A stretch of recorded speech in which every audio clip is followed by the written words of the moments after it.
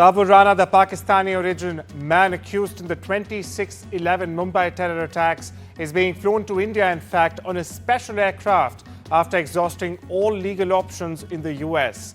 NDTV sources have exclusively said that the plane is scheduled to land in India either Wednesday late evening or early Thursday morning, with a refueling stop en route.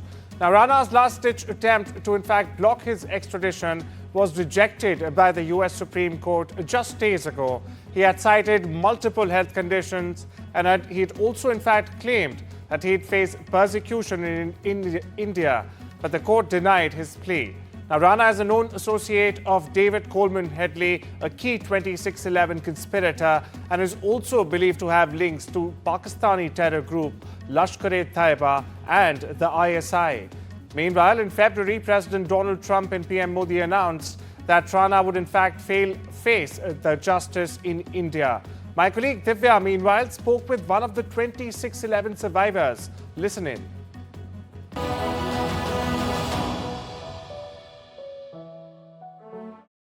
Let's just go across to Devika Rothwan, the survivor of the 26/11 attack. Thank you so much for talking to us here on NDTV. The day has finally come when the mastermind is on a plane. He's being brought back to India. How would you describe this moment? आप इस moment को कैसे describe कर पाएंगे? जी ma'am, इस moment को मैं बहुत खुशी से सुन रही हूँ कि इसे लाया जा रहा है भारत। तो ये बहुत बड़ी बात है, हमारी इंडिया की बहुत बड़ी जीत है।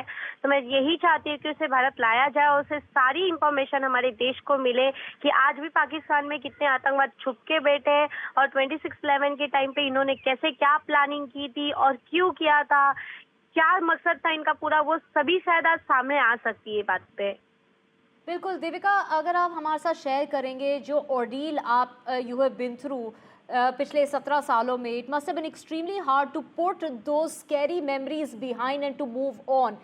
Have those memories been haunting you for years altogether, and will this sort of bring about some sort of closure? Will it help you deal with the situation a lot better?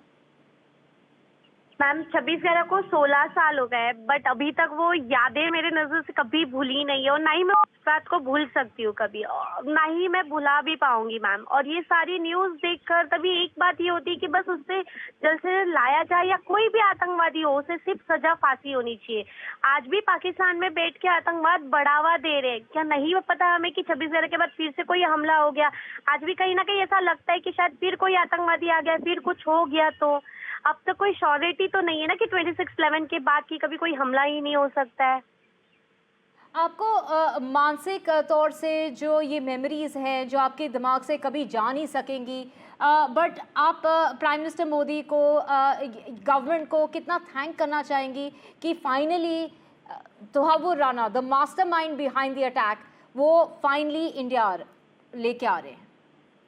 जी, मैं उन्हें बहुत धन्यवाद कहना चाहती हूँ कि वो ये सब कर रही है। बहुत बड़ी जीत है हमारी इंडिया के लिए और आतंकवाद का खत्म होना चालू हो चुका है अभी।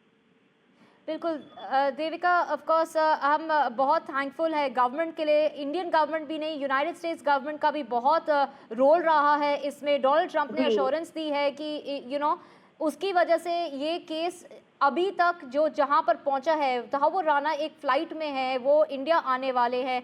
आप किस सॉर्ट ऑफ जस्टिस की एक्सपेक्टेशन कर रहे हैं? मैं जस्टिस यही चाहती हूँ कि मैम उसे फांसी की सजा हो और पाकिस्तान में जो आज भी बैठे हुए उन लोगों का चेहरा सामने आए जो आतंकवाद को पाल रहे और आतंकवाद को बढ़ावा दे रहे हैं।